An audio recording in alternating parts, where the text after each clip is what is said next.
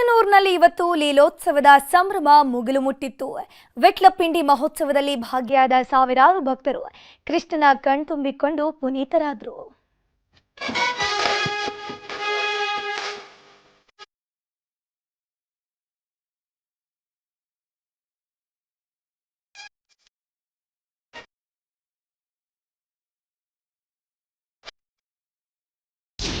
ಅಷ್ಟಮಿ ಶುರುವಾಯ್ತು ಅಂದ್ರೆ ಕಡಗೋಲು ಕೃಷ್ಣನ ತವರಲ್ಲಿ ಸ್ವರ್ಗವೇ ಧರೆಗಿಳಿದಂತೆ ಭಾಸವಾಗುತ್ತೆ.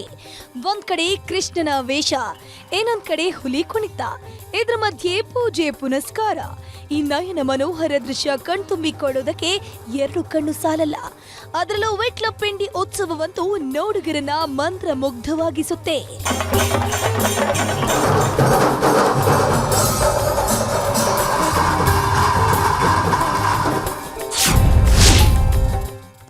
ಅಷ್ಟಮಿ, ಇಂದು ಲೀಲೋತ್ಸವ ಸಡಗರ.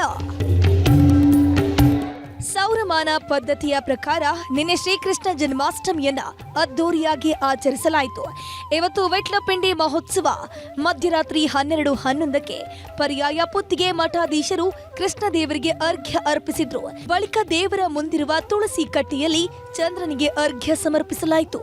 ಸಾವಿರಾರು ಭಕ್ತರು ಅರ್ಘ್ಯ ಪ್ರದಾನ ಮಾಡಿದ ಬಳಿಕ ಲೀಲೋತ್ಸವದ ಸಂಭ್ರಮದಲ್ಲಿ ಮುಳುಗೆದ್ದರು.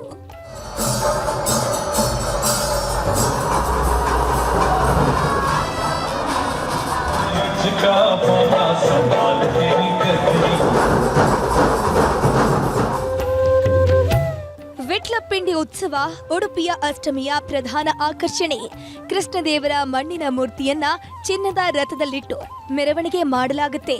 ಈ ವೇಳೆ ಗೊಲ್ಲ ವೇಷಧಾರಿಗಳು ಮೊಸರಿನ ಕುಡುಕಿಗಳನ್ನ ಒಡೆಯುತ್ತಾ ಸಾಗಿದ್ರೆ, ಇವರ ಹಿಂಬದಿಯಿಂದಲೇ ಕಡಗೋಲು ಕೃಷ್ಣ ಸಾಗಿ ಬರ್ತಿದ್ದ ದೃಶ್ಯ ಮನಮೋಹಕವಾಗಿತ್ತು.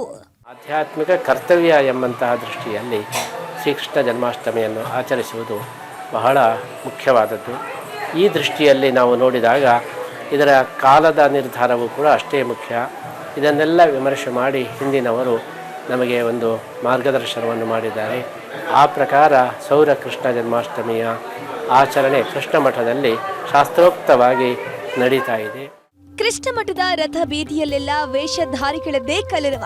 ಇದರ ಮಧ್ಯೆ ಎಲ್ಲರ ಕಣ್ಮನ ಸೆಳೆಯುತ್ತಿದ್ದು ಹುಲಿ ವೇಷಗಳ ಅಬ್ಬರ. ದೇವರು ಪ್ರದಕ್ಷಿಣೆ ಬರುವ ಹೊತ್ತಿಗೆ ಶುರುವಾದ ನಾನಾ ಬಗೆಯ ಮನರಂಜನಾ ಕಾರ್ಯಕ್ರಮಗಳು ನೋಡುಗರನ್ನ ಮಂತ್ರ ಮುಗ್ಧವಾಗಿಸಿವೆ. ಅದರಲ್ಲೂ ಈ ಬಾರಿಯ ವಿಟ್ಲಪಿಂಡಿಯಲ್ಲಿ ಜೂನಿಯರ್ ಕೊಹ್ಲಿ, ಜೂನಿಯರ್ ಗೇಲ್ ಸಖತ್ ಹೈಲೈಟ್ ಆಗಿದ್ರು.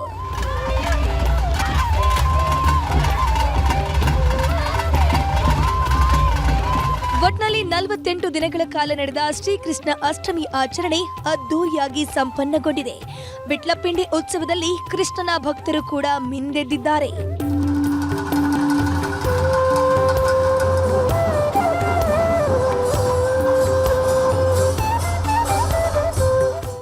ಗಣೇಶ ಸಾಯ್ಬ್ರಕಟ್ಟೆ, ನ್ಯೂಸ್ 18 ಉಡುಪಿ.